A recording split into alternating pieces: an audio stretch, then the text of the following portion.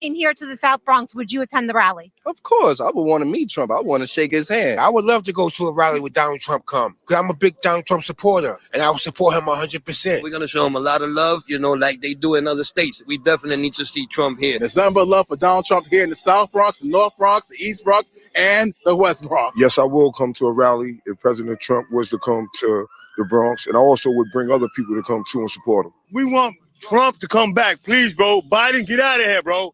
If President Trump came here to the South Bronx, would you attend the rally? Of course, I would want to meet Trump. I want to shake his hand. You notice who they asked that question of, right? I mean, one of them obviously is trying to come off meth. At least one of them. I mean, come, these guys in the Bronx of all places, they couldn't have it in Queens. That's all I'm saying. Brooklyn. Couldn't happen in Brooklyn. Couldn't happen in Queens. Good morning and welcome. Welcome. That stuff kills me because it's funny. It's so funny. We're going to go into all of that. We got some other things coming up. We're gonna really delve into it. It's the year of Trump and Biden and Democrats and Republicans, 2024, and the destruction, the total annihilation of American democracy. Total annihilation. It's going down in 2024. It's definitely going down. And what's going down? Kanye West.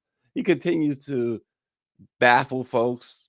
Maybe not baffle them, but just maybe turn them off even more. I mean, how many times can a person get canceled?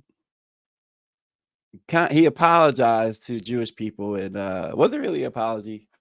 Who knows? But we're gonna talk about Kanye a little bit this morning because I don't have a therapist or anything sitting next to me. So, Spirit Air, y'all still flying Spirit Air? They really took literally Home Alone to another level. If you don't know what they did by now, I'm sure many of you do, but if you don't know, stick around. Former Los Angeles sheriff said he will testify in front of a commission about the LAPD cops being involved in gangs. On the East Coast, Baltimore is reimagining police training. They appear to finally get something right. We're going to talk about that this morning. And shoppers opened their wallets big time. They said, inflation, I don't care. Prices being high, I don't care. They opened their wallets this holiday season. We're going to tell you about that. Now, let me just say this, because just before there's two things I got to say. One, it's just not a good morning in the Brown household. It's not a good morning. The wife is back, and that's a good part, but she's not well. Not feeling well at all. some things there going on there. She's not feeling well. So it's bringing us down a little bit. But I got the greatest message from my little girl. Got the greatest message. And I'm like, guys, maybe I should share this message because this is what keeps people going. People like me, fathers. See, you talk about this stuff, and Kobe died. When Kobe died, this whole idea of girl dad and all that stuff. I mean, whatever. It's not dismissing Kobe and his daughter. I know they had a great close relationship, he and his daughters, but I'm saying nobody talked about it until then, which is a shame. They didn't talk about it when he was alive, and they should have. But nonetheless, my wife comes home, and my daughter. So they are really my youngest daughter, my little girl. They are really blessed with, they get whatever they need, of course, but most of what they want, and they have nice big bedrooms where, in fact, two of them have two beds in their rooms, like when they have their little friends over, whatever. Their rooms are that big. It's like they're bigger than our room, the master bedroom. So my wife, unfortunately, has shingles. And my little girl, the youngest, she sends me this message at 12:21 a.m. because she came from the airport at midnight. My wife did. And she goes, since mom has shingles, you probably can't share a bed with her because it's contagious. So you could use the other bed that's in my room and put it in the living room or somewhere so you wouldn't have to sleep on the couch. That's my little girl. I'm bragging this morning on that. Isn't that something? Wow. Just so it makes a bad situation tolerable when you have that. Now, something else I wanted to get on. Before the show, we talked a little bit about Gilbert Arenas. He has his podcast or whatever. And Gilly Gill used to play for the Wizards. What are the Bullets when he played for them? Power 96, were they the Bullets or the Wizards when Gilbert Arenas played for them? But he has a podcast like everybody else. And he went in on Halle Berry, and he's getting dragged for it, and he should. He really should. He really should. I'm not a big Halle Berry fan. Yeah, she's a pretty woman and all that stuff. And, she's got an Oscar. I thought she got an Oscar for the wrong role. Maybe not for the wrong role, but for the wrong scene. Because once that scene hit, I heard dudes saying, "Oh, she getting an Oscar." It's like, come on, this is not whatever the awards they give for pornographic movies. And anyway, I mean, she could have got an Oscar for something else, like Denzel with Training Day. Yeah, I mean, he earned it, but what about his other roles? But nonetheless, I digress. Gilbert goes in talking about, at a game, Harvey Weinstein and his crew was there, and Halle ignored them, blah, blah, blah. They got upset. And then they started talking about how each of them had sex with Halle Berry. Halle Berry had slept her way to certain roles or whatever. Halle Berry slept her way in roles. I mean, that Billy Bob Thornton thing, that's what she won the Oscar for. But nonetheless, maybe as he says himself, like he overheard, maybe they were just upset because she wouldn't give them no attention or anything else. She walked past them and didn't acknowledge them. Maybe she knew Harvey Weinstein, what he was doing back then, and she was like, whatever. Gave him the hand. Remember Martin or whoever that was with the hand? Talk to the hand. Maybe she did that. And so, just because they're white guys, they like black guys. What would the black guys on the corner do? They start talking junk. And so maybe these white guys started talking junk. And Gilbert, 20 plus years later, he gets on his podcast and decides he's gonna clout chase. As Power 96 notes that when he was with the Wizards, he was better known as Two Pistols Better Sit Down. So to try to drag Halle Berry like that for no apparent reason, it's why he's getting dragged himself all over social media, and he should. He really should. I mean, come on. This is the problem today. So folks understand, podcasters, those guys like that, these basketball players or sports figures or celebrities or actors turned podcasts, they're not journalists. They can dribble the ball, but they can't put pen to paper. So Gilbert Arenas, sit down. Leave Halle Berry. Keep Halle Berry's name out your mouth. we got to send Will Smith after you. And speaking of, oh, he said no. Southbound 3000 talked about David Justice. Well, I wouldn't go too hard with that as using David Justice as a source when it comes to Halle Berry. He wouldn't want to touch anything to do with Halle Berry with the goods she has on him. She's got some serious goods on David Justice, which today might not be as bad as it would have been in 1995. And that's about all I'll say about that situation. Kanye West, what are we going to do with Ye? What are we going to do with him? He apologized in Hebrew to the Jewish community for his unplanned, quote unquote, unplanned anti-Semitic outburst. First and foremost, he says unplanned. It was unplanned. Think about that for a moment. I'm sorry for my unplanned anti-Semitic rant. Just let that marinate. He says unplanned. So in other words, Kanye,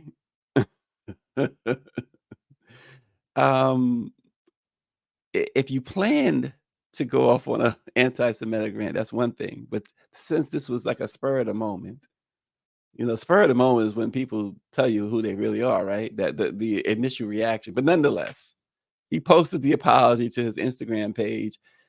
He says, and he wrote it in, like we said, in Hebrew, which is absolutely crazy. He says, I sincerely apologize to the Jewish community for my unplanned outburst caused by my words or actions. It was not my intentions to hurt or disrespect. Well, what was your intention? What was your intention? I mean, how about a guy with a white hood walks up to you and says the N-word, start calling you boy and all that stuff? It's not his intention to hurt you. It's absolutely his intentions to hurt you. He says, I deeply regret any pain I may have caused. I am committed to starting with myself and learning from this experience. Why do they say that? It's like it's a couch. When I say they, I'm talking about people who give these weird apologies. It's all, I'm committed to starting with myself. Some form of that is always said. Committed to starting with myself and learning from this experience. Kanye is what? How old is Kanye? 40 years old? Or whatever. And he needed this as a learning experience to ensure greater sensitivity, as he says, and understanding in the future.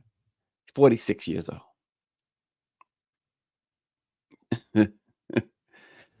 Timothy Williams says, I wonder if Gilbert has negatively impacted his opportunities to continue on Shannon Sharp YouTube channel, Nightcap.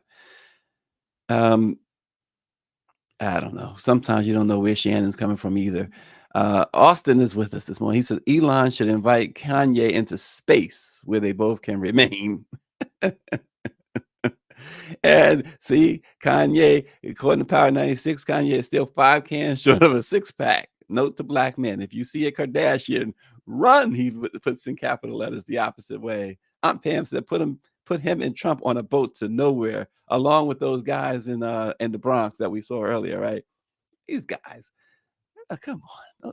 Like I said, I bet if they did a wide pan on that shot of interviewing those guys, the meth lab was right there. Come on. Give me a break. this apology by Kanye, it's really interesting. He gave, and this was like it was a few weeks after he posted a video. A video came up of him giving an expletive Latin rant about Hitler, Jesus, and Donald Trump's legal troubles to a room full of people. And he goes in on Trump because you got a mugshot. You with us now? Now wait a minute.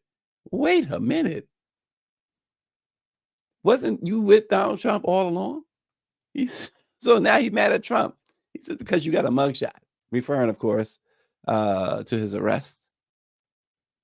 He said, "No, what you gonna do for us?" At one point during his outburst, he complained about. And here's the thing. So Pound 96. Here's the thing. He complained about co-parenting with Kim. Now, that shows a little sanity, because I wouldn't even begin to imagine how difficult that must be, how uncomfortable that must be, how just this Kardashian person, that must be hard. And Big Sister says, come on, y'all got to cut Kanye some slack. He hasn't been right since the death of his mother. And we know that. And then he hooks up and does stuff like this. He hooks up with Kardashian and does look at the hood, the Ku Klux Klan gear. And none of those guys, there's Offset there, and what's this guy name right there in the forefront. But nobody called him out for that at all. It's like, what is wrong with y'all? What is wrong with y'all? Nobody called him out on that. Or has he? Yeah.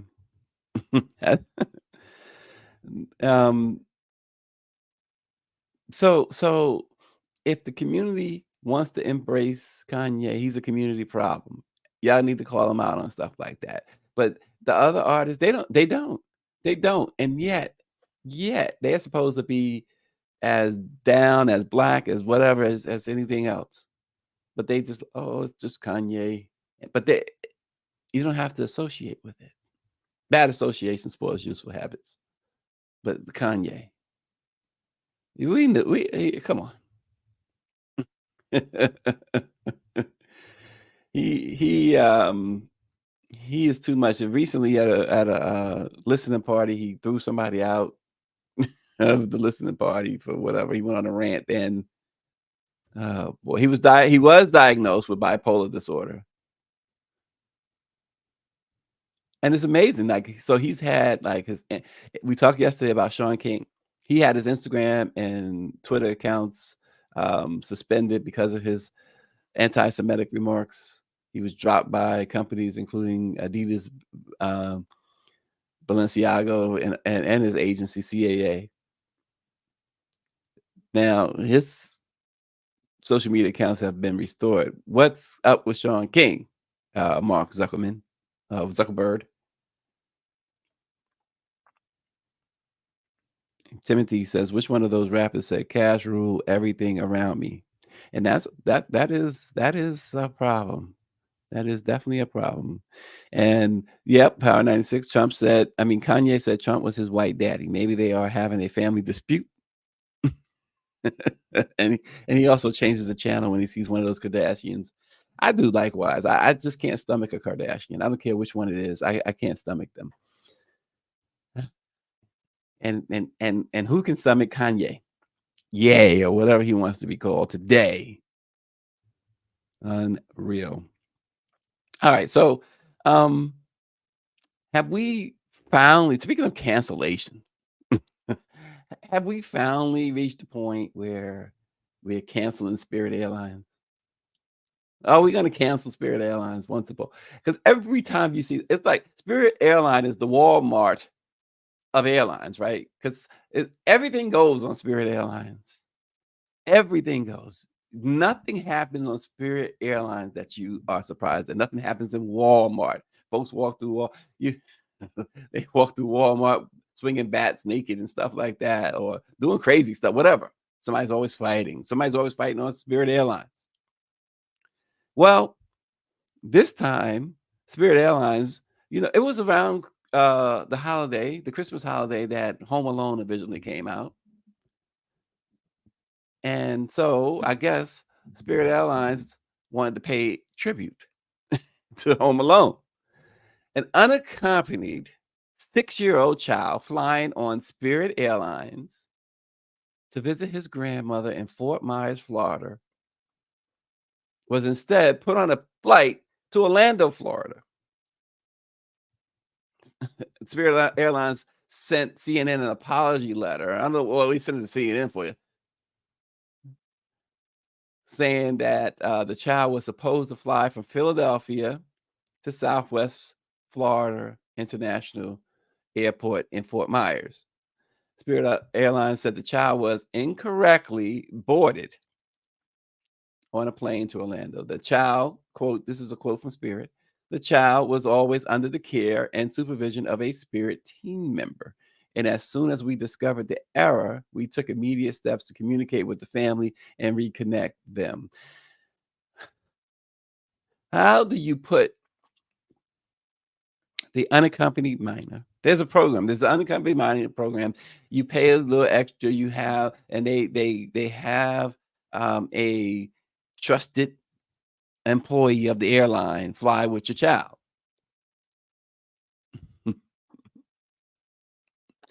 Andrew Conley said, "I don't care what airline you are on, my baby will not be alone."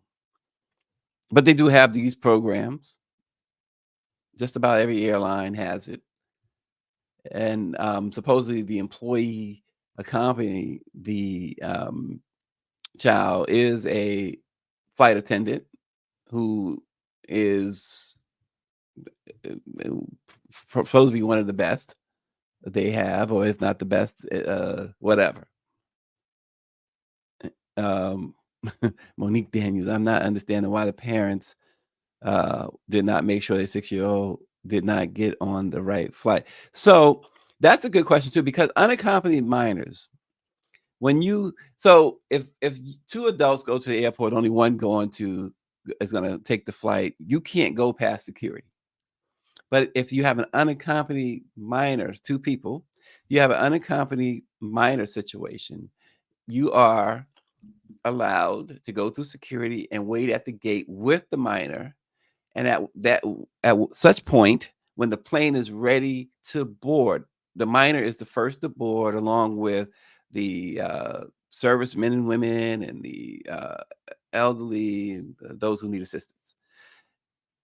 You hand the child off to the employee at the gate, and you watch them walk onto the plane. In some cases, you can go all the way to the plane's door, open there.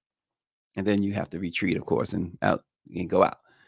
So I'm just not understanding the part where they put him on the wrong plane. And as she said, how did not the parent know that this was the wrong flight?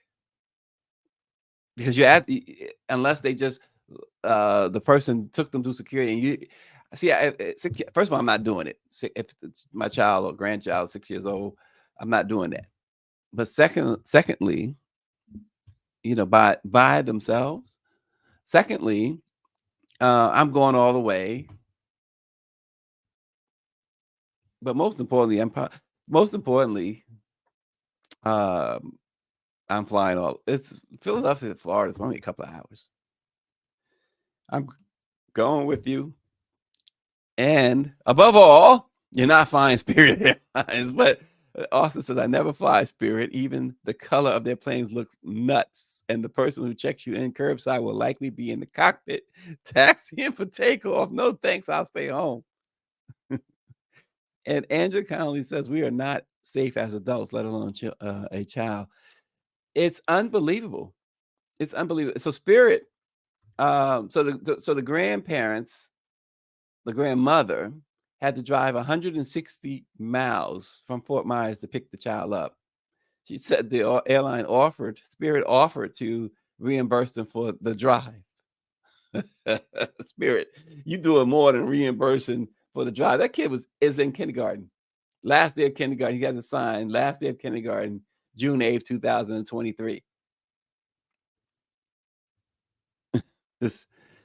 But the grandmother says she wants to know why this happened.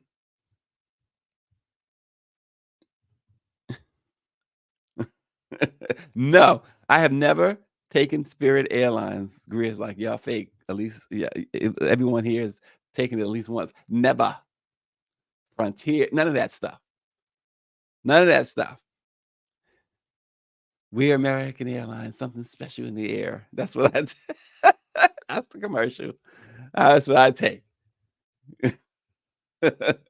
They said we apologize to the family for this experience. Timothy said, not I. Well, if you're taking Spirit Airlines, I understand that this is a bargain, like I said, the Walmart of the sky.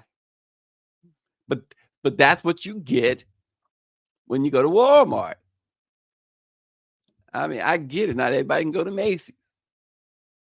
And as far as Spirit is concerned, not everybody can fly, American or Delta. But my. she said, I'm done. She said the Spirit Airlines have church chairs.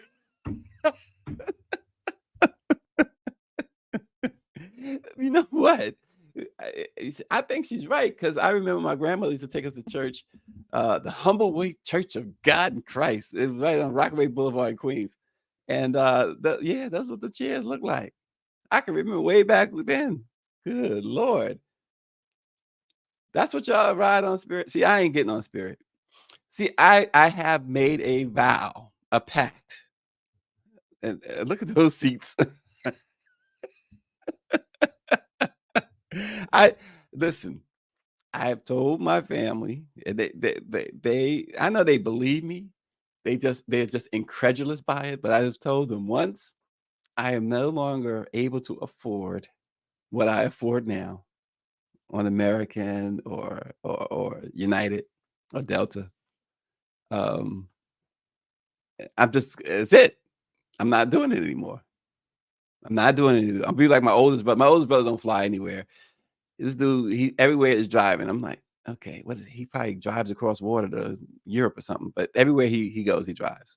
Canada, wherever he drives. I think I'm gonna be just like him. If we can't drive there, we're not going there. They can go, but I'm just too I'm used to what I'm used to now, and Spirit ain't it. And Power 96 says I would ride Greyhound before I fly on a Spirit. And Greyhound, back in the day, Greyhound was like cool. Greyhound is the same. I wouldn't get on a Greyhound today. Austin says, if I was a pilot for Spirit, I'd lie and say I work for Delta American. Those chairs look like you can move them to where you want. Says Timothy. Exactly. The folding chairs. They look like, all right. It's like picnic or something. Aunt Pam says, is that tray table behind the chair? See, that's Spirit Airlines. See, the folded chairs with seats on a 3-hour flight. Yes. That's horrible. Those are folding chairs. It's like, remember, it's those chairs. It's those chairs that when you playing a card game, you playing poker or something like that, you put it out, you roll it up, outside on the lawn or something, and the picnic is going on, the barbecue is going on, and y'all got a little gambling thing going on. So you got $2 on the table. Spirit, come on now. Come on, y'all. This is horrible. And at the same time, so Spirit is watching. They're gonna reach out and say, how can we make this better? And then next week y'all be hearing me say, let it be known, brought to you by Spirit Airlines. But I ain't flying it. I am not flying it though. That's for sure. Oh my goodness. You remember Michael Jackson used to do Pepsi commercials, but he didn't drink Pepsi? That would be me with Spirit. That would be me with Spirit. We're going to be giving tickets. Get your Spirit tickets here. It'd be like the old radio show, right? Caller number 3, you win Spirit airline tickets. We'll have 2 callers. The third call will never come in. Timothy says that my godson's mom told me she was going to fly me on Spirit to keep him while she was going out of town. I called her a B before you knew it and told her no. That's a shame. I mean, come on. How do you open the negotiations with Spirit? come and come and watch the kids. We're gonna send a Spirit airline ticket, and those kids won't get watched. Michelle Madison says she witnessed a murder on Greyhound. Oh my gosh. See, y'all gotta up the travel game here. Come on now. Up the travel game. I'm talking junk because if it wasn't for the black press, I'd be probably trying to hitch a ride somewhere. Not on Spirit. Not on Spirit. Y'all can have Spirit, y'all can have Frontier. Listen, I'm just about there with Southwest too. I haven't taken Southwest in about 20 something years.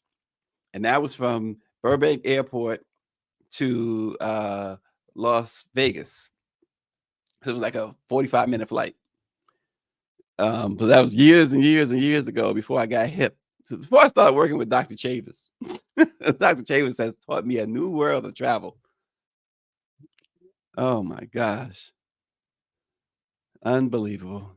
Well, turning our attention out west, former Los Angeles County Sheriff Alex Villanueva has agreed to testify about violent deputy gangs after years of fighting subpoenas. His lawyer told the Los Angeles Times that the former sheriff will appear before the Civilian Oversight Commission, which has called the gangs a cancer in the department. No question. Villanueva, he was sheriff from 2018 to last year, but he previously called the effort to get him under oath a quote-unquote public shaming, despite assurances from the former sheriff and his lawyer, Sean Kennedy. Now, the next sentence says a lot. Listen carefully. Despite assurances from his lawyer, Sean Kennedy, who chairs the commission. What has he got to worry about? This is why he's agreed to testify, because his lawyer chairs the commission that he has to testify to. He's been dodging this for several years, which is why he's not sheriff anymore. But now he's running to be a special. I'll be on a commission. This guy allowed gangs to infiltrate the LAPD, allegedly. And so the commission has urged the new sheriff, Robert Luna, to create a stronger policy banning these secret groups. So just so you'll know, the sheriff's department has all these gangs in it, and they've admitted that they have various gangs within the sheriff department in Los Angeles. And a lot of them are racist gangs, and so they want to weed. Some people want to weed that out. And Timothy says Luna will not stop the gangs either. Power 96 says that the LAPD is the biggest gang in the USA. Remember, the black cop went on a killing spree. Read his manifesto. Yeah. And right. So Villanueva has been refusing to go before this commission. Now he's running for office, and his lawyer chairs the commission that he had been refusing to go forward to testify. I tell you, see, one of the other reasons why y'all can have LA, all my peeps, all my all my great hip hop guys have moved out to LA. They can have it. I lived there too. 7 years. I consider it a sentence. 7 years in LA. Yeah, but they're all out there. My man LL out there. Well, he's working out there, though, right? Puffy, they all moved out there. Chuck is out there. Everybody's out there. Chuck is in Ventura County, though. I guess I can cut him a little slack.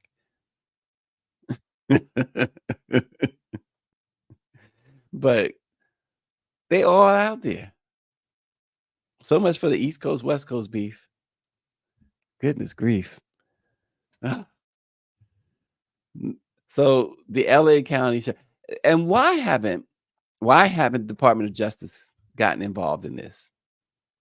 That's the question. Why haven't the Department of Justice gotten involved in that?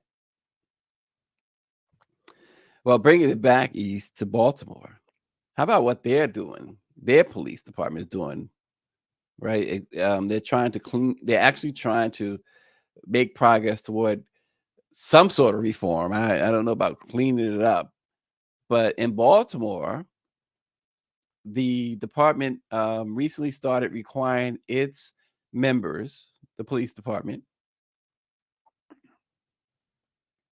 to complete a program on emotional regulation that uses video as a learning tool and teaches them the basics of brain science by examining the relationship between thoughts, feelings, and actions. That's a lot. It's a far cry, though, from traditional police training in a city whose embattled police force has long struggled to earn public trust, especially since they murdered Freddie Gray. So the department leaders say that they are demonstrating that their willingness to think outside the box with this new program. The approach, which could become more common as agencies nationwide dedicate more resources to addressing mental health challenges among its officers and preventing negative public interactions. So Baltimore's program is overseen by the anti-violence organization called ROCA, which works primarily with at-risk youth from the city's poorest and most violent neighborhoods. It's a population that has more in common with police officers than many might think. The organization has provided a curriculum for the 8-hour course called Rewire 4, which is now required of all Baltimore police officers. Other law enforcement agencies along the East Coast have also adopted the program, including in Boston. So James J.T. Thompson, who is a Baltimore resident who helped to lead the Roca Impact Institute, this is what he said. He said, in the streets, we look at some police officers like they're crazy, and they look at us like we're crazy. He says, but we are both experiencing the same thing, which is trauma. And they say understanding that common ground helps officers relate to members of the public. Police officers that take the course were asked to describe some of their most memorable calls for service. One officer recalled a case where 3 children were found decapitated. He compared the scene to something out of a horror movie. That officer said that images will haunt him forever. So the training presented a series of practices rooted in cognitive behavioral therapy. It's a type of psychotherapy, which is to strengthen healthy neurological pathways in the brain through awareness and repetition. Yeah, it's all that psychiatry stuff. And they tell these cops to flex your thinking and label your feelings. This is what they're trying to teach them. Participants could also sign up to receive key lesson reminders through text messages from Roca. And that curriculum, that Rewire 4 curriculum, is considered a modified version of what the organization's outreach workers use in their interactions with youth. at-risk youth. So they're talking about their therapists. So since its founding, I guess in 2018, this program has provided hundreds of young men with life coaching services. Now this is the side where before they moved into the started training police officers. This is what they have done outside of the police department, training young men with life coaching services, job opportunities, and behavioral health tools that is to prevent the rapidly escalating conflicts that so often turn deadly. So, and they say exposing police to similar tools could help reduce police violence and avoid unfavorable headlines and build community trust. Now, they worried about unfavorable headlines. They got to be worried more about the unfavorable things that happen. Yeah, and Power 96 of Baltimore has at least 25 cops in prison for their gang activity. They broke New Orleans' record. New Orleans had 18 in prison, and 2 of them are on death row.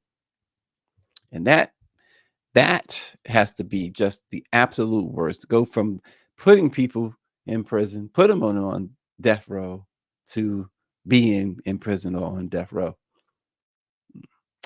So we'll see. I mean, it's about as close as you're going to come to, it seems, to any type of reform in a police department. But, you know, Barrington says it all the time. It can't reform certain things. Tear it down, burn it down. That's what Barrington says. So, and many will argue that you do need to just totally burn down the all police departments and start it over. Mike V says, I have yet to see any Black police department unjustly shooting or violating the constitutional rights of white civilians in this country.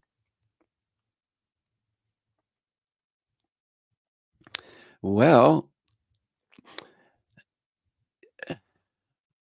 yeah, well, I'll just let that comment sit. I'm pretty sure, though, I won't let it sit. I'm pretty sure that he's mostly right. He hasn't seen it, so he's right. I can't dispute that, but I'm pretty sure it's happened. I mean, we've not, but certainly not anywhere near the way it happens the other way around. Not even on the same page, because they would not allow that if that became the pattern that we see with how African Americans are just target practice pretty much for many police officers. And then you got all these gangs like Power 96 in Louisiana. Of course, we talked about California, Baltimore, but it's you name the department. I'm sure, and the feds,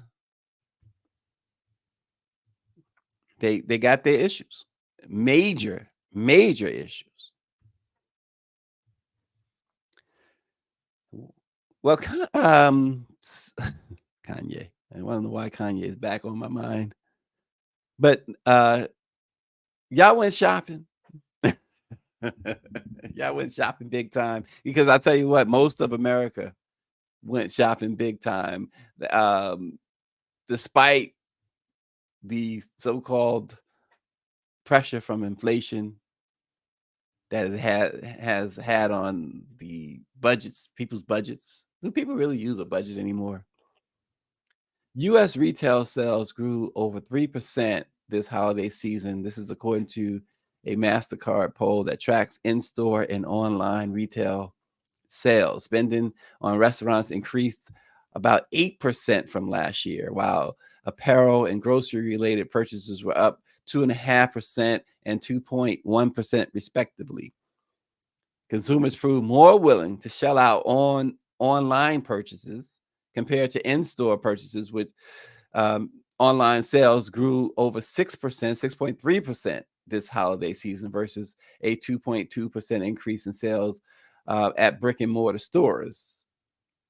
For many customers, increased spending over the holiday may also bring more debt.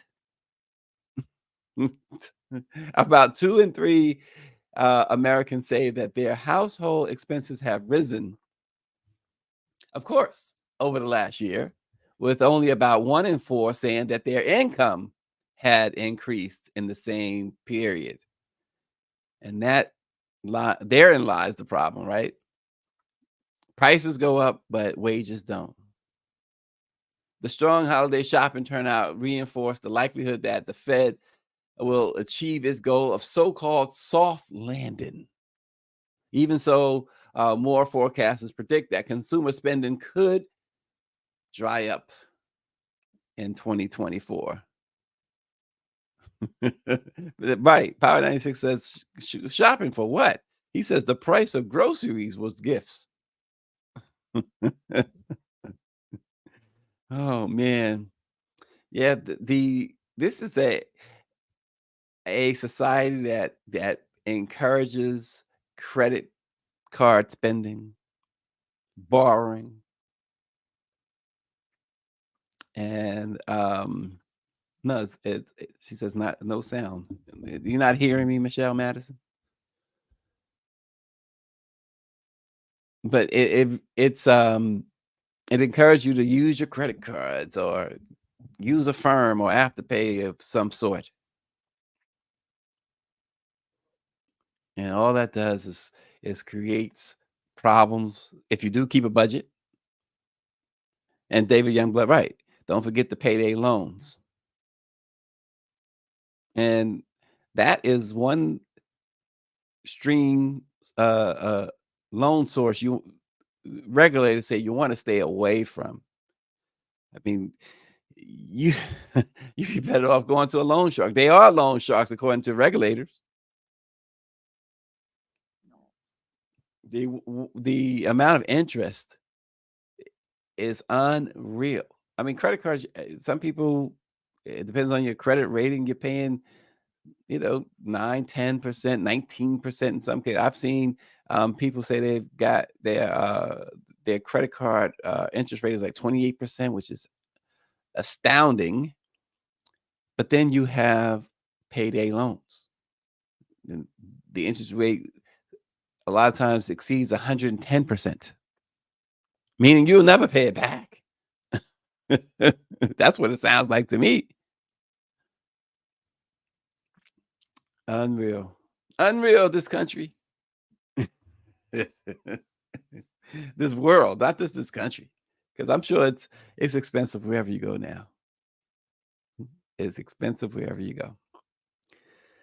Well, folks, another let it be known in the books. We appreciate you guys so much for tuning in each morning with us. Tune in again tomorrow. We got some more news that you can use to start your day. As Power 96 says, the money under his mattress looks better and better every day.